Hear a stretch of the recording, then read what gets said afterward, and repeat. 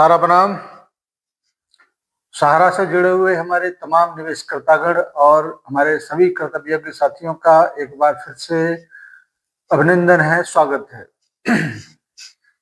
Debate का विषय वस्तु है कि कल जो एक वीडियो हमने दिया था कि सहारा के माध्यम से जो कुछ भी आगे होने वाला है उसमें नए चेयरमैन की नियुक्ति और समस्त निवेशकर्ताओं का भुगतान सुनिश्चित होगा, इसमें कोई दो राय नहीं है।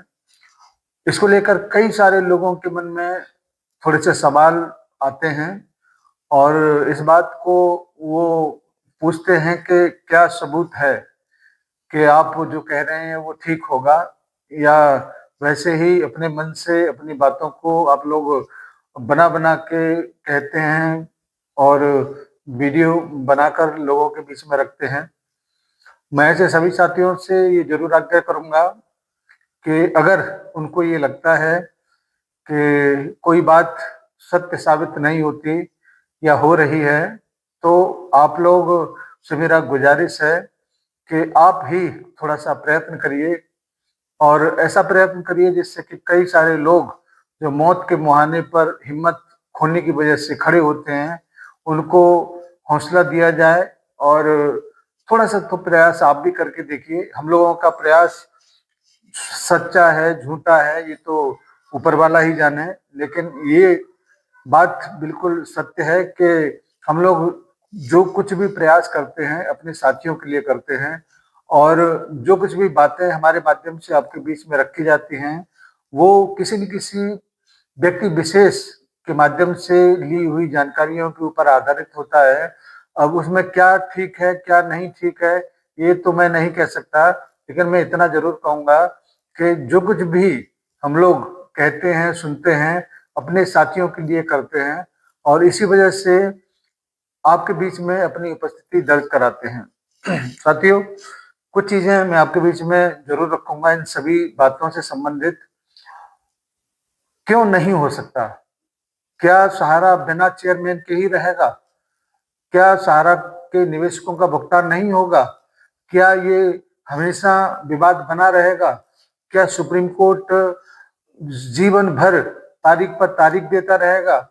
क्या सरकार हमेशा पोर्टल के माध्यम से ही भुगतान कर पाएगी? ये सब बातें हैं जिसके बारे में आपको संज्ञान लेना बहुत जरूरी है। ऐसा कोई विषय वस्तु नहीं या ऐसा कोई विवाद नहीं जिसका कोई अंत न होता हो। ऐसा कोई अंधेरा नहीं जिसका कभी सुबह न होती हो। ऐसी कोई काली रात नहीं जिसका अंत न होता हो। हमेशा हर बुरी चीज का अंत होता है और सहारा जिस गर्दिशों से होकर गुजरता हुआ आज इस मुकाम पर है, इस बुरे दौर का भी अंत निश्चित होगा और सहारा की नई सुबह जरूर होगी। ऐसा कोई कारण नहीं है जिससे ये साबित हो जाए कि नहीं अब सहारा का कुछ होने वाला नहीं है। अगर ऐसा होता तो सरेंडर कर देना सबसे आसान रास्ता इसमें होता, लेकिन सहारा ने आज तक सरेंडर नहीं किया और न ही इस बात को कभी खुलकर कहा है कि हम निवेशकों का भुगतान नहीं करेंगे। वो लगातार इस बात को कहता रहा है, चाहे वो माननीय साराश्री जी के माध्यम से, पेपर के माध्यम से या वीडियो के माध्यम से कहा जाता रहा हो कि हम एक एक निवेशक का भुगतान करने के लिए प्रतिबद्ध हैं और इसी मंशा को लेकर, इसी प्रतिबद्धता को लेकर सहारनीय परिवार सुप्रीम कोर्ट से ही नहीं बल्कि कई ऐसे मोर्चे हैं जिस पर वो आज लोहा ले रहा है और निश्चित रूप से उसका ये संघर्ष व्यर्थ नहीं जाएगा, क्योंकि जब भी जीत की नींव रखी होती है वो संघर्ष से गुजर के ही जाती है और निश्चित है कि आज नहीं तो कल इस संघर्ष की विजय गाथा जरूर लिखी जाएगी। और इन्हीं सारी बातों को लेकर जब हम अपनी बातों को आप लोगों के बीच में रखते हैं तो आपको व्यर्थ लगता होगा, लेकिन हम कभी भी इस बात को नकार नहीं सकते कि जब तक संघर्ष करने वाले जितने भी हमारे शीर्ष प्रबंधन के लोग हैं वो अपनी हिम्मत को बना के रखे हुए हैं, तो हम क्यों पीछे हट जाएं? हम कैसे कह दें कि अब सहारा से कुछ नहीं होगा या सहारा का दरवाजा बंद होने वाला है, जब सुप्रीम कोर्ट ने आज तक इस बात को नहीं कहा कि आप सहारा को बंद करिए और सब कुछ समाप्त कर दीजिए, तो फिर आप कैसे कह सकते हैं कि अब सहारा का कुछ नहीं होगा? इससे तो बढ़िया ये है कि आप लोग यथार्थ के पास ना आए, क्योंकि हम तो निरंतर अपनी बातों को ऐसे ही कहते रहेंगे और इस बात को बड़े ही मजबूती के साथ कहते रहेंगे कि सहारा आज भी है और कल भी था और कल भी रहेगा, क्योंकि संघर्ष की जो नींव साराश्री जी ने रखी थी उसके अंत की शुरुआत होने जा रही है। नए वर्ष के नए महीने में यानी कि जनवरी के माह में एक बहुत ही महत्वपूर्ण सुनवाई इसमें होना है, जिसमें आपके सभी दुख दर्द का अंत होना है और सब कुछ सेटअप बना हुआ है, जमीन है, जायदाद है, सब कुछ है, लेकिन उसके ऊपर केवल मोहर लगना बाकी है।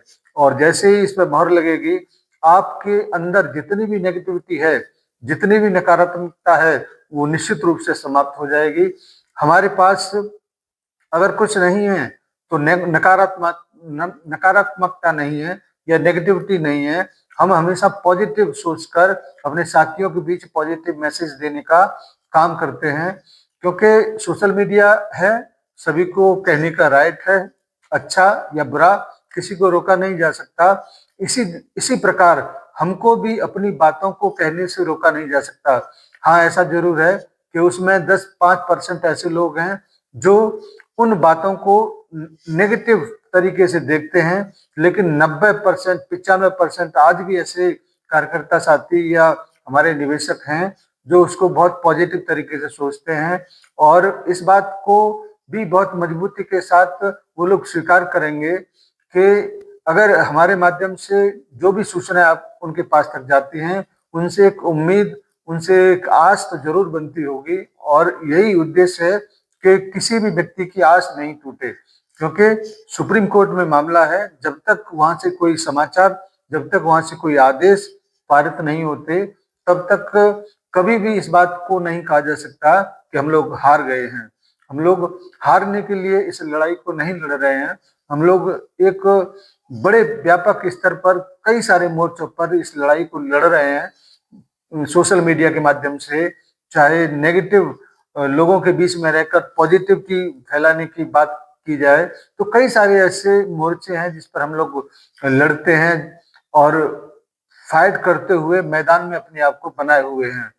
इसीलिए मैं सबसे ये जरूर कहना चाहूंगा कि किसी भी तरीके की नेगेटिविटी अपने दिमाग में लाने से पहले इस बात को जरूर सोच लिया जाए कि जब सुप्रीम कोर्ट ने नहीं कहा कि सहारा बंद कर दी जाए, या सरकार जब कहती है कि सहारा समूह की 4 सोसाइटियों का भुगतान हम करेंगे, पाई पाई का करेंगे, तो फिर हम कैसे मान लें, हम कैसे हार जाएं? ये तो संभव ही नहीं है। इसीलिए आपके बीच बराबर आके अपनी बातों को रखने का राइट हमारे पास है और जब देश में स्वतंत्र अभिव्यक्ति की आजादी है, तो फिर हमको कैसे कोई रोक सकता है? इसीलिए हम न आज रुके हैं, न कल रुकेंगे, न आने वाले समय में रुकेंगे, तब तक जब तक सुप्रीम कोर्ट स्वयं ये आदेश नहीं देता कि सहारा को बंद कर दिया जाए और जब तक सहारा स्वयं ये न कह दे कि भाई अब आपकी कोई जरूरत नहीं है। क्योंकि आज वो थोड़ी सी दिक्कत में है, परेशानी में है, तो आप लोगों को लगता होगा कि मैनेजमेंट नहीं बोल रहा है, लेकिन मैनेजमेंट हर उस हेयरिंग में मौजूद है, हर उस सुप्रीम कोर्ट की डेट में मौजूद है, तो फिर उसकी उपस्थिति इन्हीं सब बातों से प्रेजेंट टाइम पर हो रहा है। इसीलिए हमारी ये निरंतर कोशिश जारी रहेगी और मैं ये निश्चित रूप से कहना चाहूंगा कि सहारा का नया सवेरा आने वाला है और निश्चित रूप से वो आएगा, क्योंकि बुराई पर अच्छाई की जीत हमेशा होती है। हर काली रात का अंत होता है, हर बुरे दौर का भी अंत होता है। इसलिए हम हिम्मत नहीं हारेंगे और अपनी कोशिश जारी रखेंगे। सभी साथियों को सहयोग के लिए धन्यवाद। आपके जो प्रयास है उसके लिए भी धन्यवाद। आप ऐसे दौर में अपने आप को उपस्थित बनाए हुए इसके लिए भी धन्यवाद। सभी साथियों को सादर सारा प्रणाम। जय हिंद। निवेशक साथियों से सादर नमस्कार। जय हिंद, सादर सारा प्रणाम। सभापति महोदय, आप बड़े हैरान होंगे, सदन बड़ा हैरान होगा। मैं कुछ आंकड़े देना चाहता हूं। हर इलेक्शन के बाद हम ये बताते हैं कि कितना पैसा खर्च हुआ और साथ में ये भी बताते हैं कि कितना पैसा हमारे बैंक अकाउंट के अंदर है, और ये लेवल प्लेइंग फील्ड की बात इससे निकल करके आती है। 2004 के अंदर भाजपा के बैंक बैलेंस, बैंक अकाउंट के अंदर 2004 के बाद 88 करोड़ थे। हमारे कांग्रेस के बैंक के अंदर 38 करोड़ थे, लगभग 2 गुना भाजपा के हमसे ज्यादा थे। हमारी सरकार आई, ज्यादा हमारी स्ट्रेंथ थी, तो ज्यादा स्ट्रेंथ के बेसिस पे हमें ज्यादा पैसा मिला, और भाजपा के बैंक के अंदर 150 करोड़ रुपए 2009 के बाद में आए, और कांग्रेस के बैंक अकाउंट के अंदर जमा 221 करोड़ रहे। ये 1.47 टाइम्स कांग्रेस के ज्यादा थे। 60-40 का रेशियो था। 2014 के बाद भी यह रेशियो 60-40 का रहा। अब उसके बाद 5 साल भाजपा आती है। 2014 में भाजपा के बैंक अकाउंट में 295 करोड़ रुपए थे। 2019 में 295 से ये जंप करके कितना हो गया? 3,562 करोड़ रुपए केवल 5 वर्षों के अंदर। और साथ साथ में कितने गुना कांग्रेस से ये आगे हुआ? 11 गुना कांग्रेस से ज्यादा हुआ। कांग्रेस के 315 करोड़ रुपया कांग्रेस के अकाउंट में था। रेशियो क्या था? 60-40 से कम होकर के ये रेशियो बन गया 90-8 का। उसके बाद में 2024 आता है, और चौंकाने वाली फिगर, सभापति महोदय, 3,562 करोड़ से बढ़कर के भाजपा के खातों में कितने पैसे भाजपा के अकाउंट में हैं? 10,107 करोड़ रुपया। 10,107 करोड़ रुपया। और कांग्रेस के 133 करोड़ रुपया। 75 गुना भाजपा के पास में कांग्रेस से ज्यादा पैसे बैंक अकाउंट के अंदर है। तो किस तरीके से लेवल प्लेइंग फील्ड है, किस तरीके से विपक्ष जो है सत्ताधारी पार्टी का मुकाबला करेगी? और रेशियो क्या है? 99:1 का रेशियो। 99:1 के रेशियो में ऑपोजिशन का और रूलिंग पार्टी का पैसा बैंक अकाउंट के अंदर जमा है। किस तरीके से आप सोचते हैं कि लोकतंत्र जिंदा होगा? किस तरीके से आप सोचते हैं कि लेवल प्लेइंग फील्ड यहां पे होगा? ये हम लोगों को समझ नहीं आता।